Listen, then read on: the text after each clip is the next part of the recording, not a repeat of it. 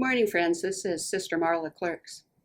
One of the lessons that my mom taught my brothers and sisters and I the most was that we are indeed our brothers and sisters' keepers. She didn't teach it by saying those words, but she really taught it by her actions.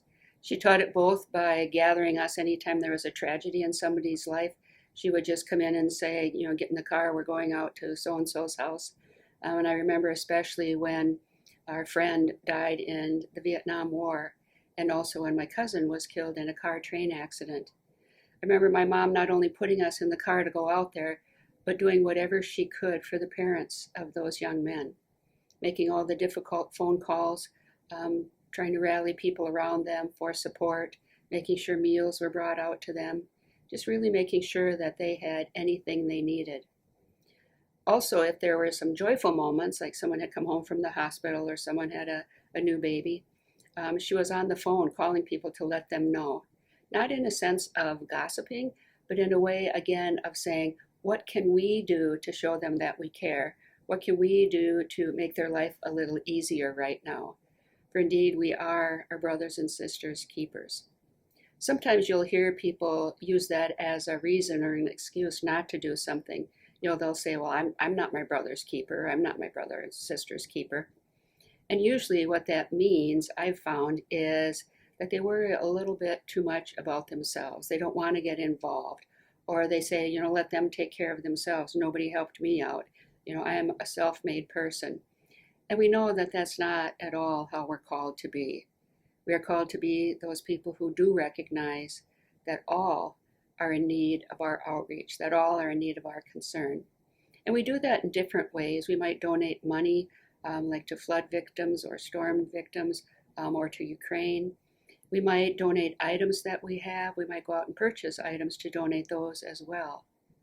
Today's scriptures take it even further and take it in kind of a difficult direction.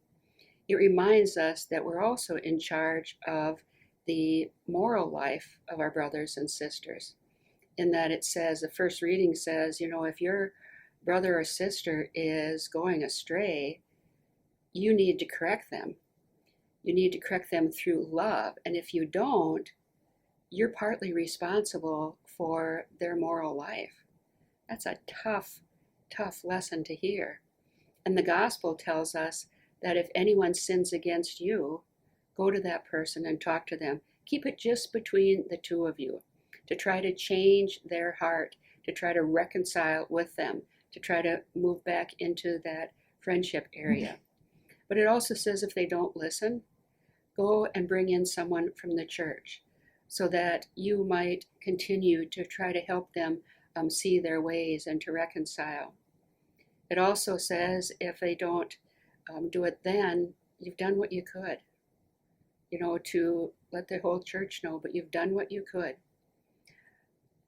If we counter that with Paul's reading, where it says, don't owe anybody anything except that gift of love, it reminds us that in some ways there is no end to the distance we go to bring one another back into relationship with the Christian community.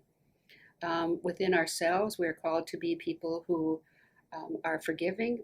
Maybe it isn't always an option to be reconciled, however, because forgiveness means that we truly let it go and don't hang on to it, don't keep it over that person's head.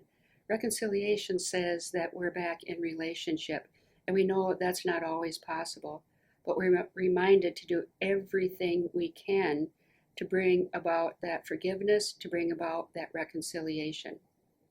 It might sound a little self-righteous to us, saying that we need to be responsible for the moral life of others, and yet it is part of what our gospel calls us to, recognizing first of all that plank in our own eyes before we point out something in another person's eyes, but also making sure that we're doing everything we can as our brothers and sisters keepers to help them make those good decisions in life, to help them get back on their feet, to help them be pointed in the right direction again.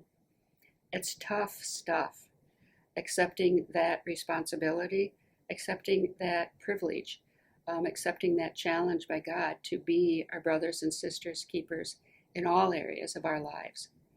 I guess the flip side of it then would be to also be open to those who wish to help us out, those who wish to correct us, or to help us get back on the right path, back on truly following a life of discipleship.